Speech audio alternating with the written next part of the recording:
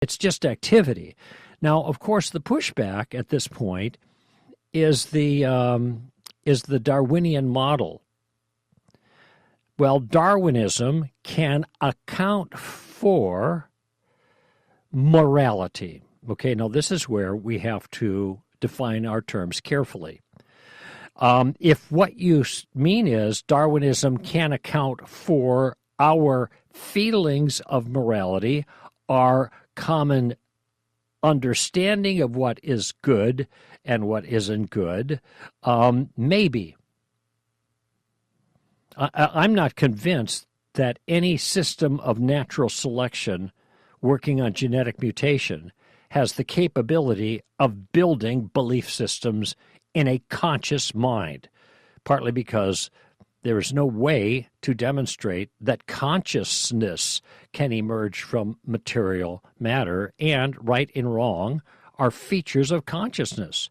This is why Daniel Dennett says consciousness is, this is one of the new atheists, consciousness is just an illusion. Well, if it's just an illusion, then the beliefs we have are illusory too, which beliefs, according to them, on morality were caused by Darwinian evolution. So evolution is not going to get you out of the gate there, it seems to me, because beliefs are part of consciousness and evolution can't explain that. So, and if it's a delusion or whatever, then that's even worse. But let's just say it could.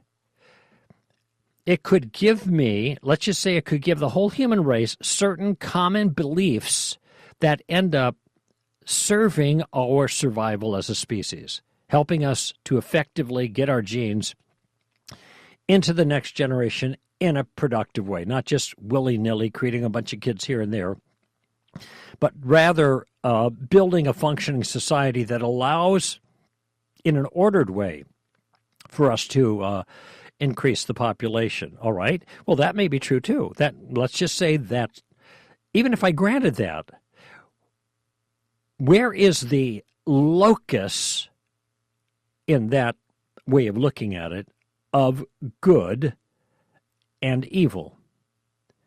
Now, I think when most people think of, say, let's just say racism, people think racism is evil in itself. Even those who believe it's good, they're still wrong, because the locus of the moral quality is in the action itself. It's outside of us. But if we have merely a belief that racism is wrong because of evolution, where is the locus then of the morality? It's inside of us, in our belief, not outside of us. And had we evolved differently, then our morality would be different on that view. Again, even conceding that Darwinism could create our moral beliefs, it still would amount to nothing more than relativism. That's it. That's all it would be. That's the inside-outside distinction I talk about. The moral code is inside. Okay, how about this? If Darwinism is true, why should I be good tomorrow? Now, there's no answer to that. The presumption is, I mean, I could hear the answer in my head. Oh, because this helps us survive as a group. But there's a presumption there that helping us survive as a group, is it a good thing in itself? What makes it good in itself? The long and short of it is, if Darwinism explains our view of morality, then we have nothing more than relativism, because biology cannot make anything bad in itself. It might be able to make us believe it's bad for the benefit of evolution, but it can't make the thing actually objectively bad. And things have to be objectively bad for there to be a problem of evil. Now, having said that, I've got some pushback from some who have said, wait a minute. There is an objective standard in evolution. It's genetic mutation and natural selection. That is an objective state of affairs that creates, as the idea goes, that creates the beliefs within us. So we have moral beliefs about things that are grounded in an objective state of affairs, that being natural selection working on genetic mutation. Well, that is an objective state of affairs. There's no question about that. I'm just presuming that it works that way, but still, these are objective things. But what is it creating? That's the point. You can have all kind of objective measurements that determine certain beliefs, or at least in principle, or maybe even certain behaviors. But what is it that makes those behaviors dictated by these objective standards actually right or wrong in themselves? That's the key.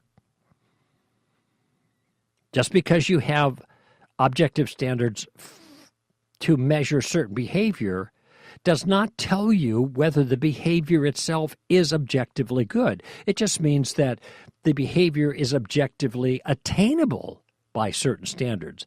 This is nothing more than consequentialism, okay? You want to make really, really, really good spaghetti? Okay, then you go A, B, C, D, E, and you have really good spaghetti. So there are objective standards for something like that. Or maybe that's not a good illustration because food is subjective. Some people don't like spaghetti. So if you could do really, really good math, that is, you get the equations all correct, there are objective standards for good math, at least when I went to school. But that doesn't mean the answers that you get through some objective means are morally good. They are merely accurate. There's a difference between getting something accurate and accomplishing something that is morally good. Okay? So this is the problem. Pointing to objective standards like natural selection and mutation to accomplish a belief about morality doesn't mean that the beliefs themselves, the moral quality of the beliefs, are grounded objectively in an objective moral standard.